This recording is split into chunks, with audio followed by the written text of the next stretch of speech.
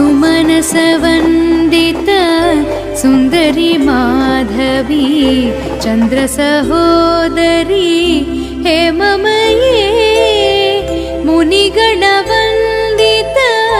मोक्षप्रदायिनी मञ्जुलभाषिणी वेदनुते पङ्कजवासिनी देवसुपूजिता सद्गुणवर्षिणी शान्तियुते जय जय हे मधुसूदन कामिनी आदिलक्ष्मी सदा पालय माम्। ऐकलिकल्मष नाशरि कामिनी वैदिकरूपिणी वेदमये क्षीरसमुद्भव मङ्गलरूपिणी मन्त्रनिवासिनी मन्त्रनुते मङ्गलदायिनी अम्बुजवासिनी देवगणाश्रित पादयुते जय जय हे मधुसूदन कामिनी धान्यलक्ष्मी सदा पालय माम्। जय वरवर्षिणी वैष्णवी भार्गवी मन्त्रस्वरूपिणी मन्त्रमये सुरगणपूजिता शीघ्रफलप्रद ज्ञानविकासिनी शास्त्रनुते भवभयहारिणी पापविमोचनी साधुजनाश्रित पादयुते जय जय हे मधुसूदन कामिनी धैर्यलक्ष्मी सदा पालय माम्।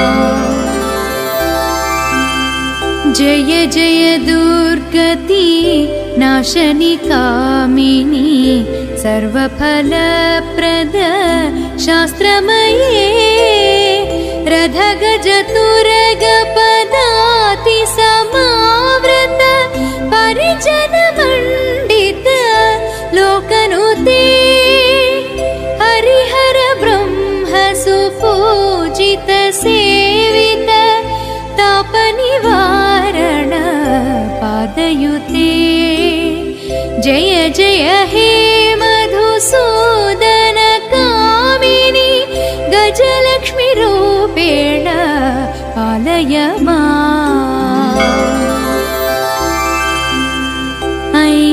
ऐकगवाहनी मोहिनी चक्रिणी रागविवर्धिनी ज्ञानमये गुणगणवारिध लोकहितैषिणी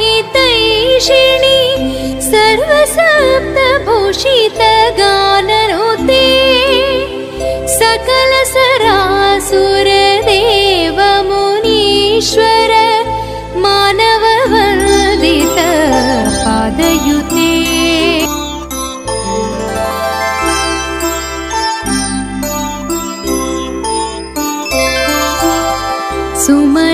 सुमनसवन्दिता सुन्दरी माधवी चन्द्रसहोदरी हेममये मुनिगणवन्दिता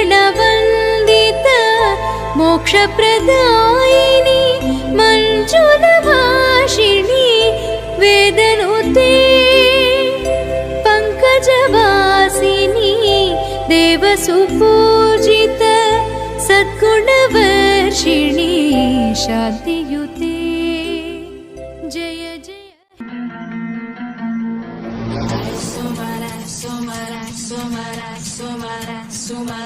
सुमनोहरकान्तियुते श्रितरजनी रजनी रजनी रजनी रजनी करवक्त्रवृते सोनयनाळि भ्रमर भ्रमर भ्रमर भ्रमर भ्रमराधिपते जय जय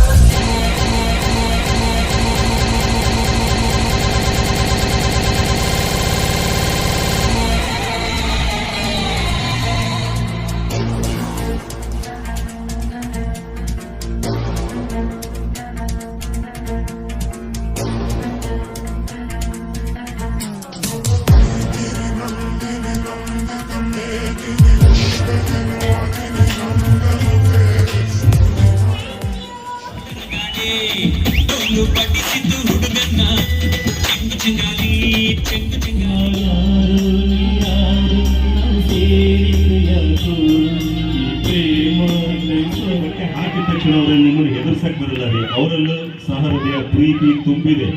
ನೀವು ಅವ್ರಿಗೆ ಗೌರವ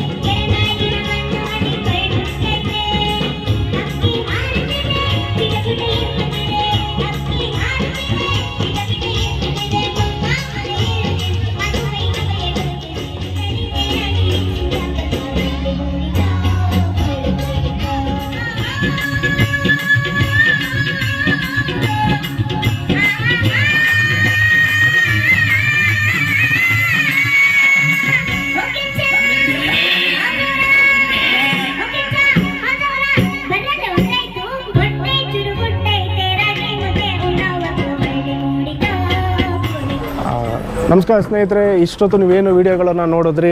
ಈ ನಮ್ಮ ವರ್ತಕರ ಸಂಘದ ಅಣ್ಣಮ್ಮ ದೇವಿ ಉತ್ಸವದ ಅದರ ಎಲ್ಲ ಪದಾಧಿಕಾರಿಗಳು ನನ್ನ ಹಿಂದೆ ನಿಂತ್ಕೊಂಡಿದ್ದಾರೆ. ಸೊ 5 ದಿವಸದಲ್ಲಿ ಯಾವ್ಯಾವ ರೀತಿಯಾದಂತಹ ಕಾರ್ಯಕ್ರಮಗಳು ಇಲ್ಲಿ ನಡೆಯುತ್ತೆ ಅನ್ನೋದನ್ನು ಅವ್ರ ಮುಖಾಂತರನೇ ಕೇಳೋಣ ಬನ್ನಿ. ಸರ್, ತಮ್ಮ ಹೆಸರು ಹೇಳಿ. ಸರ್, ನನ್ನ ಹೆಸರು ಮಂಜುನಾಥ್ ಅಂತ.